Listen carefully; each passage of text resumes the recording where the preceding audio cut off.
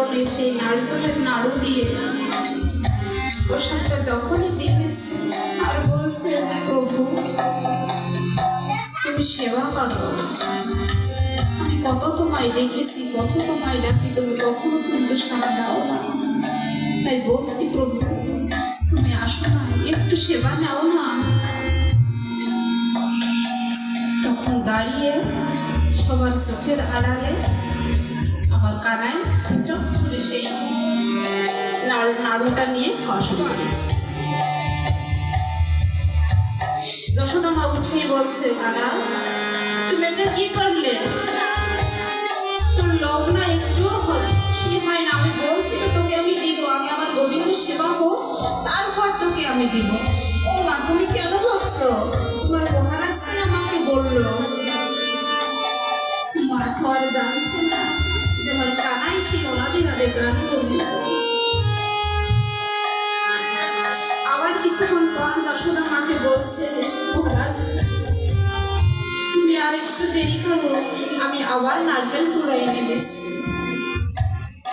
আবার না যেই ভোগ দিয়েছে নারকেলের নাড়ুটা যেই আমার গোবিন্দের সামনে নিবেদন করেছে, আবারও নিয়ে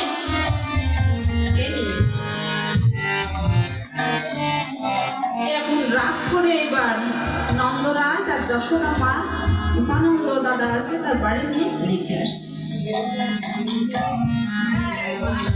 রেখে যেই বাসায় এসে তারা আবার সেই মহারাজ আবার সেই গোবিন্দ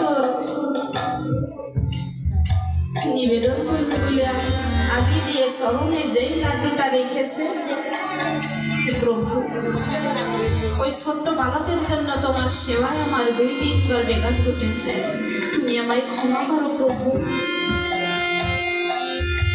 তুমি ক্ষমা করো আমায়। এবার তুমি আসো, এবার তুমি নাও, আর এবার তুমি আমায় একটু দর্শন দাও প্রভু। যেই বলেছে উপানন্দ দাদার বাড়ি থেকে সে আবার দৌড়িয়ে এসে বলছে আবার সেই প্রসাদ। তখন মহারাজ ধমকে মেরে ভিড়ে দিয়ে বলছে, আমি আর এখানে থাকবো না। তখন যশোদা মাও কাঁদতে কাঁদতে নন্দলালয়ে দুইজনে বেরিয়ে গেল। তখন কানাই এসে মহারাজকে বলছে, মহারাজ তুমি তো বারবার আমাকেই সেবা দিয়েছো, আমাকেই ডাকছো, তাহলে কেন আমাকে দূরে সরিয়ে রাখছো? তোমাকে না আমি বললাম তুমি সেই বৃন্দাবন নয়, যেখানেই যাও না কেন তুমি এখানেও আমার দর্শন পেয়ে যেতে পারো। কাউকে তীর্থে ডুব দিতে হয় না, বৃন্দাবন যেতে হয় না, যার যার ঘরে বসে আমার অনাদি রাধে প্রাণ গোবিন্দর দর্শন পাওয়া যায়। তাই মহারাজ যখন হিংসার ক্রোধে কানাকে বলে উঠল, শয়তান বালক, তখন আমার অনাদি রাধে প্রাণ গোবিন্দ সেই রূপ ধারণ করে এসে বলছে, দেখো মহারাজ তাকিয়ে দেখো আমি কে, তুমি কাকে কি বলছো, আর তুমি বারবার আমাকে ডেকে বারবার তুমি আমার পোশাক আমার থেকে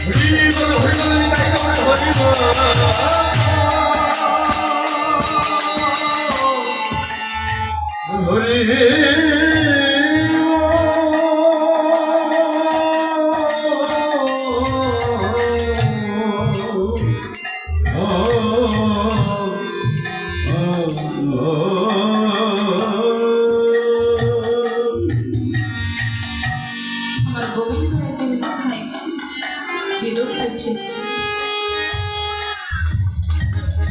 তখন বলছে, শুনেছি নাকি ভক্তের চরম ধুলি পেতে আমার মাথার যন্ত্রণা লাইভে যাচ্ছে। তা কেউ কি ভক্ত মাঝে কেউ কি আছো, কোনো গোপিনী বা কোনো ভক্ত আছো যে তার চরম ধুলি আমার মাথাটা যন্ত্রণা শিখেছে? তখন সবাই সেই ভক্তরা সবাই দূরে দূরে সরে যাচ্ছে আর বলছে, না গোবিন্দ তুমি কে কি বলছো? তোমার আমাদের চরণ ধুলি যদি তোমার মাথায় রাখি তাহলে যে আমরা নরক কাম বা আমাদের নরকে যেতে হবে। কৃষ্ণ বৃন্দাবনের সবাইকে হাতে পায়ে ধরলো আর বললো, কিন্তু কেউ রাজি হলো না বা কেউ দিল না তাকে।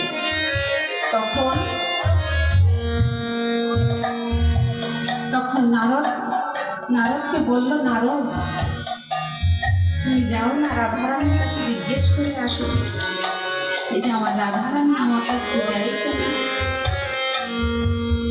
তখন নারদ যে রাধারানীকে বলছে, রাধারানী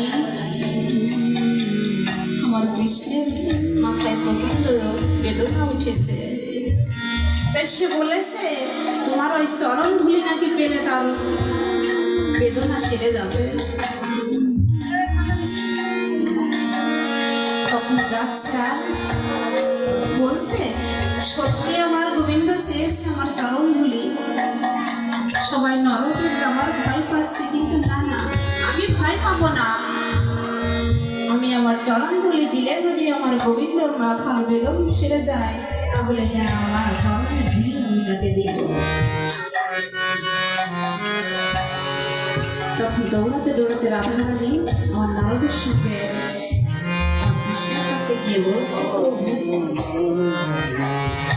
আমি নরকের ভয় করি না, জমের ভয় করি না, কারোর ভয় করি না, বলো না তোমার কোথায় কি হয়েছে, আমি আমার চরণ ধুলি দিয়ে আমি তোমার বেদনা আমি সেরে দেব।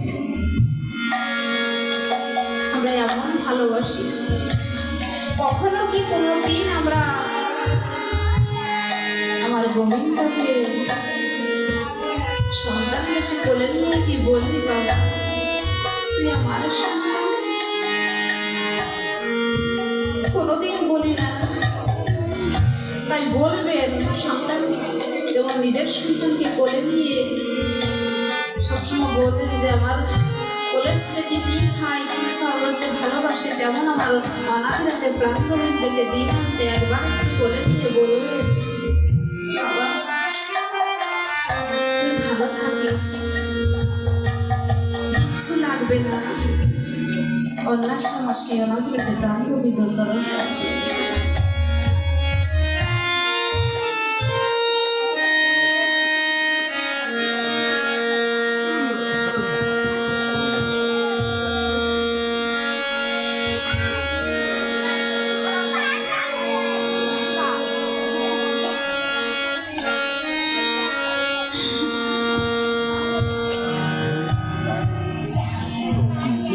জগতে একটি কথা না বললে আমার কাছে অসম্পূর্ণ থেকে যাবে। আসলে গ্রামের আমি কাউকে চিনতাম না, কাউকে জানতাম না,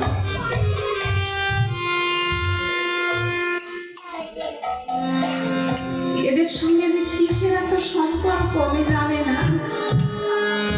কিছু কিছু মুখ আছে যে তাদের দেখলে আমার খুব ভালো লাগে বা তাদের কাছে আমার আসতে ইচ্ছা করে। তেমনই আমাদের এই বাড়ির কাকিমারা, জানি না তাদের সাথে আমার কিসের এত সম্পর্ক যে এত ভালো লাগে তাদের।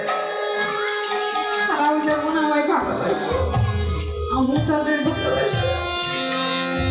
যখনই শুনলাম যে আমার এই কাকা আমাদের ছেড়ে চলে গেছে, আমি কখনো ভাবিনি যে আমার ওই কাকিমার কপালে এমন বেদনা আসবে।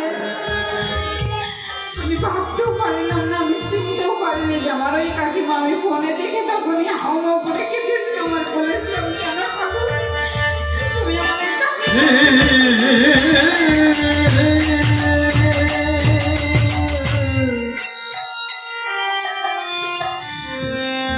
জগৎ সংসারে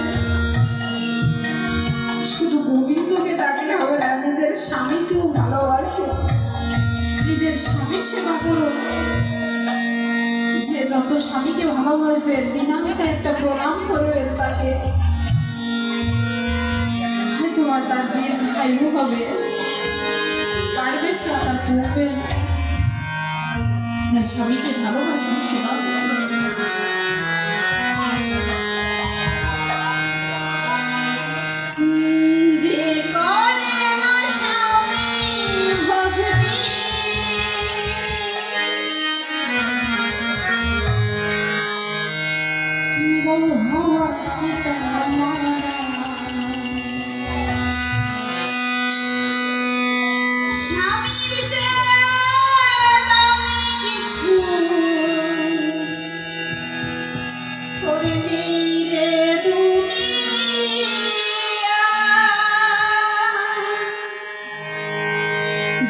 করে না স্বামী ভক্তি, কে করে না স্বামী ভক্তি, স্বামীর চেয়ে দামি কিছু নেই দুনিয়ায়, স্বামীর চেয়ে দামি কিছু নেই দুনিয়ায়।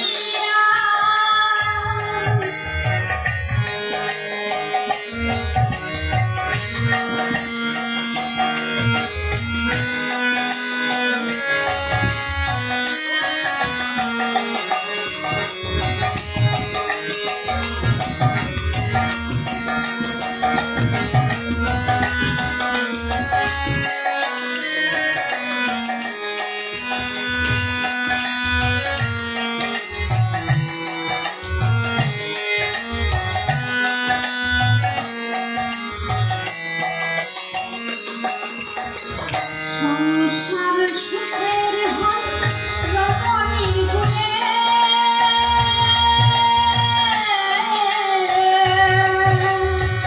যুগে যুগে আছে লেখা স্বর্ণাক্ষরে।